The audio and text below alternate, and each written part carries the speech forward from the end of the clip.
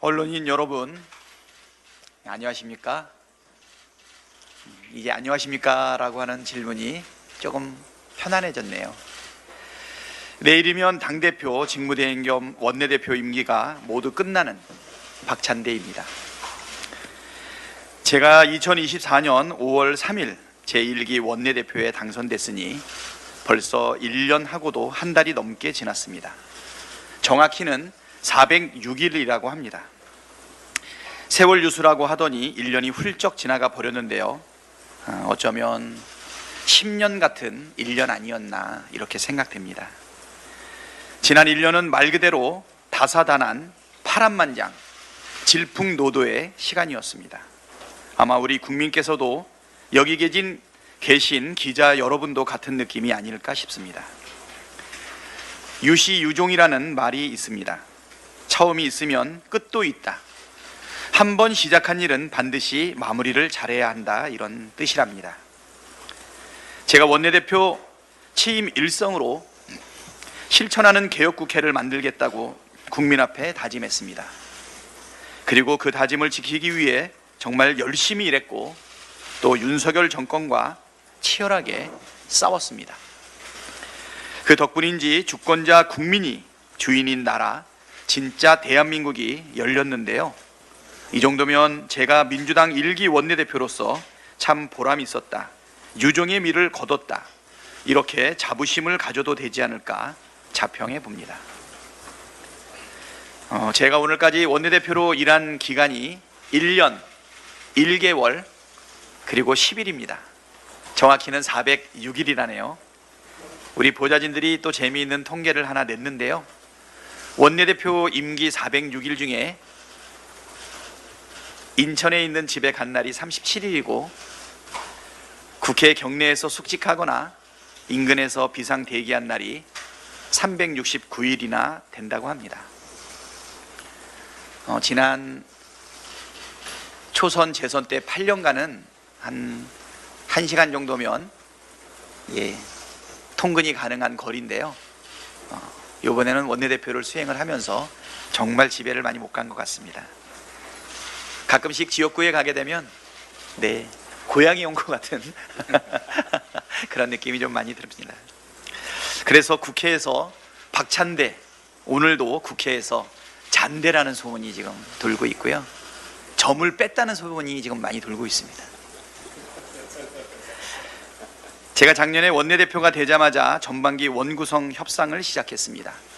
당연히 제21대 총선 결과를 반영한 원구성 원칙을 대원칙으로 세웠습니다.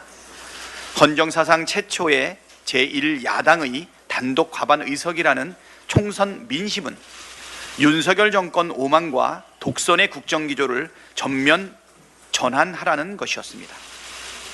원내 지도부는 주권자 국민의 뜻을 받드는 책임국회를 만들자는 기조 아래 민주당이 법사위와 운영위를 맡음으로써 행정부 견제의 역할을 강력하게 수행하겠다는 의지를 관철해냈습니다. 특히 법사위 그리고 과방위, 예결위 위원장 간사 그리고 구성에 정말 심혈을 기울였는데요.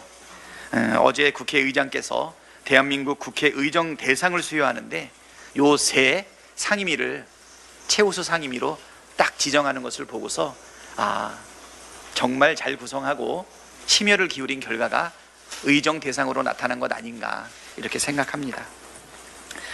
당시 원내 지도부는 국회 권능 회복, 주권자 국민의 효능감을 주는 국회, 일하는 국회라는 운영 원칙을 세웠습니다. 법이 정한 국회의 권한을 최대한 활용했고 입법 청문회 등을 통해 정권의 부당 위법한 행태의 실상을 국민께 소상하게 알렸습니다. 지난 1년간 민주당은 상임위 전체회의 335회, 각종 입법 현안 청문회와 공청회 36회, 현안질의 61회를 열었습니다. 실천하는 개혁국회, 행동하는 민주당에 걸맞게 정말 부지런히 달려왔습니다. 지난해 국정감사는 김건희의 국정농단과 명태균 게이트를 만천하에 폭로하는 시간이었습니다. 주가 조작과 대선, 경선, 여론 조작, 양평고속도로 이권 개입, 용산 대통령실과 한남동 관조공사 불법 특혜 등이 드러났고, 대통령의 공천 개입 발언 육성이 담긴 녹취록을 국정감사가 끝나는 무렵 운영이 열리기 직전에 우리 원내대표부가 직접 국민 앞에 공개하기도 했습니다. 국민의 규탄 목소리가 날마다 커지는데도 윤석열 대통령은 협치는커녕 일방적인 폭주를 이어갔습니다.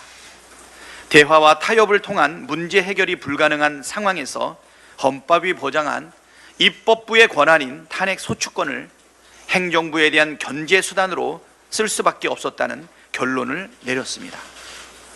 언론 자유를 탄압하고 위법한 방통위 운영을 일삼은 이동관, 김홍일, 이상인, 이진숙 등 방통위원장 4인에 대한 탄핵을 진행했고, 위법한 수사와 정치적 중립 의무를 위반한 검사 탄핵도 단행했습니다. 이 역시 국민의 준엄한 명령이었기 때문이었습니다. 윤석열 정권의 가장 큰 위협이 된 것은 바로 민주당이 줄기차게 추진한 특검 아니었습니까? 12.3 내란이 일어난 가장 큰 이유가 김건희 특검 때문이 아닙니까? 명태균의 입을 통해 자신들의 치부가 드러날 것이 두려운 나머지 명태균 구속 직후에 비상계엄을 선포한 것 아닙니까? 이번 주 화요일 이재명 대통령께서 마침내 내란 특검, 김건희 특검, 해병대원 특검 등의 3대 특검을 공포하였습니다.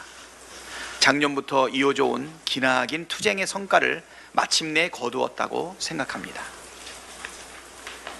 한편 국회 본연의 기능인 예산심사 기능을 회복한 것도 국회 선진화법 이후 처음 거둔 역사적 성과였습니다. 지난 정권의 부자감세 민생 포기 예산안을 바로잡고 쌈짓도 쓰듯 증빙도 없이 국회 설명도 없이 집행되던 권력기관의 특활비도 전액 삭감했습니다. 아마 당대표, 원내대표, 예결위원장, 예결위 간사 등 의원들의 지역구 예산 증액을 완전히 포기하고 기한 내에 예결위 심의를 마쳤던 유일한 사례가 아니었나 이렇게 생각합니다.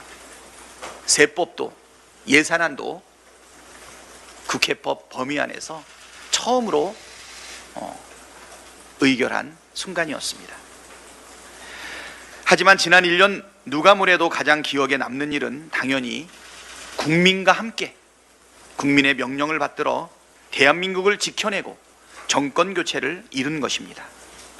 그래서 누가 제 원내대표 임기 1년을 한마디로 표현하라고 한다면 위대한 국민과 함께한 고난의 대장정, 아니 영광의 대장정이라고 말하고 싶습니다. 2024년 12월 3일 밤 윤석열의 비상계엄 선포, 국회 담장을 넘어온 190명 의원의 전원 찬성을 통한 계엄 해제, 12월 7일 윤석열 탄핵 소추안 1차 표결, 108명의 국힘당 의원의 이름을 국민과 함께 한 명 한 명 호소했지만 투표 불성립이 이루어졌고, 12월 14일차 2차 표결에서는 재석 300명 중 204명의 찬성으로 탄핵안이 가결되었습니다. 12월 14일은 100만 명이 넘는 200만 명에 달하고 있는 시민들이 국회를 압박하고 여의도로 진군했던 그 순간은 지금도 감격적입니다. 모든 권력은 국민에게 있다는 것을 분명하게 보여주었던 12월 14일이었고 지금 생각해도 기적이라고 생각이 됩니다. 그리고 2025년 1월 15일 내란 사태 43일 만에 내란 속의 윤석열이 체포되었습니다. 한남동 눈밭에서 키세스 특공대, 여러분 기억나실 겁니다. 그러나 3월 8일에는 체포 52일 만에 윤석열의 탈옥이 있었습니다. 이후 국회와 광화문 광장을 12일간 100km가 넘는 도보 행진으로 오가며 파면을 촉구하며 비상행동을 한 달 내내 이어왔습니다. 그리고 마침내 내란 사태의 발발 123일째이자 위대한 국민의 빛의 혁명 123일째인 4월 4일 11시 22분에 헌법재판소의 윤석열 파면 선고, 그리고 6월 3일 이재명 대통령 당선까지 저뿐만 아니라 우리 국민의 생애 최고로 가슴 벅차고 진심으로 영광스러운 시간이었습니다. 제 곁에는 언제나 주권자 국민 여러분이 계셨기에 국민만 믿고 끝까지 달려올 수 있었습니다. 이 역사적인 국민과의 함께한 시간들은 앞으로 제 삶의 지표로 가슴속 깊이 각인될 것입니다. 그런데 지금 돌이켜보면 윤석열의 파면은 필연이 아니었나 이런 생각이 듭니다. 제가 작년 8월 취임 100일 기자 간담회였는데요, 당시 방송사법을 포함해 벌써 19번째 거부권이 행사되던 때였습니다. 그때 제가 이렇게 경고했습니다. 국회가 의결한 법안을 계속 거부하는 것은 국회의 입법권과 헌법의 삼권분립 정신을 정면으로 부정하는 독재 선언이다. 대통령이 계속 국회와 국민을 무시한다면 파국을 맞을 수밖에 없다. 그런데 이 경고가 불과 몇 달 뒤에 현실이 되었습니다. 윤석열 파면의 원인은 너무나 명확합니다. 오만과 독선의 폭주를 멈추라는 국민의 엄중한 명령을 모조리 무시한 채 국민을 두려워하지 않고 국민을 배신했기 때문입니다. 민주당은 이제 이재명 대통령을 보유한 책임 있는 집권 여당이 되었습니다.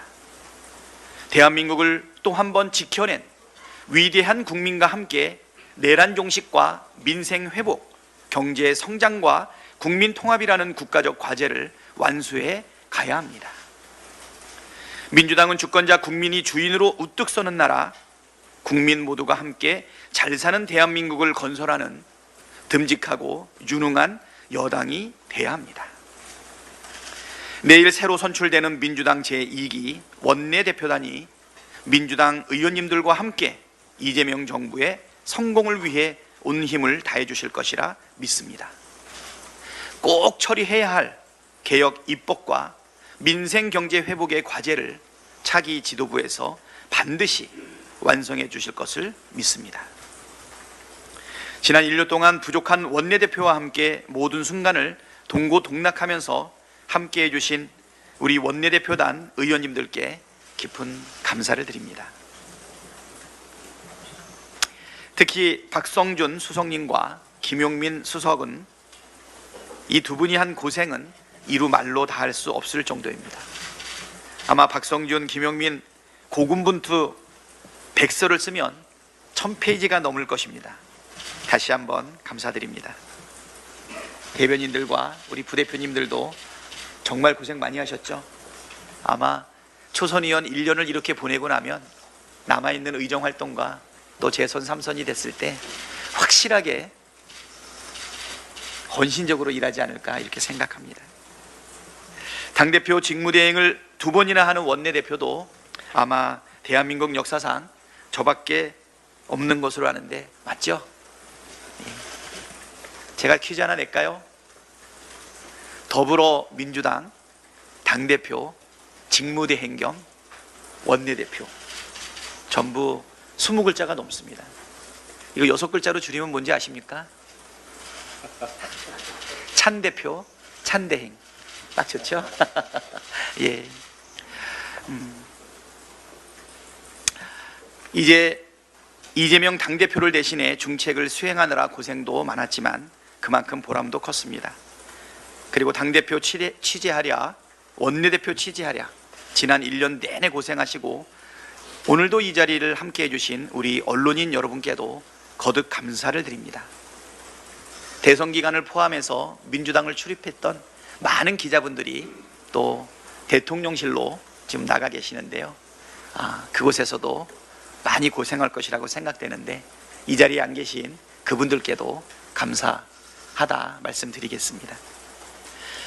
제가 지난 1년 울컥했던 순간이 몇 번 있는데 오늘도 뭔가 감개무량하고 감정이 북받치네요. 아까 말씀드릴 때 12월 14일 날 탄핵소추 2차 의결 때 1차 불성립을 보고 100만 명 이상의 200만 명에 달하는 우리 시민들, 주권자들이 여의도로 진군하고 그 다음에 국회를 명령했던 그 장면만 생각하면 늘 울컥한 것 같습니다. 어디 그뿐만입니까? 계엄 해제의 그 순간, 또 12월 7일, 12월 14일이 될 때까지 국회 담장을 지키겠다고 차가운 아스팔트와 콘크리트에 아무런 월동 준비 없이 맨바닥에 앉아서 국회 정문을 지켜주었던 그분들 잘 계신지 새벽 3시, 6시에 나가서 때로는 대문에 대롱대롱 매달려서 그분들과 소통했던 그 순간들, 그리고 윤석열 체포를 외치면서 한남동에서 알루미늄 판막 하나 뒤집어 쓰고 있었던 그 우리 시민들, 헌법재판소로 진군했던 우리 시민들, 마침내 파면 결정을 받아내고 사법부의 구태타까지 막아냈던 우리 국민들을 생각을 하면 정말 가슴이 벅찹니다. 우리 기자님들도 그럴 것이라고 생각이 됩니다. 앞으로 박찬대는 무엇을 할 것이냐 많이들 물으시는데요, 위대한 주권자 국민과 함께 유능한 이재명 대통령과 함께 우리 국민 모두가 함께 잘 사는 대한민국을 만드는 것이 저 박찬대의 꿈이라는 말씀으로 가름하고자 합니다. 여러분, 지난 그 시간 동안에 함께 해주셔서 감사합니다. 고맙습니다.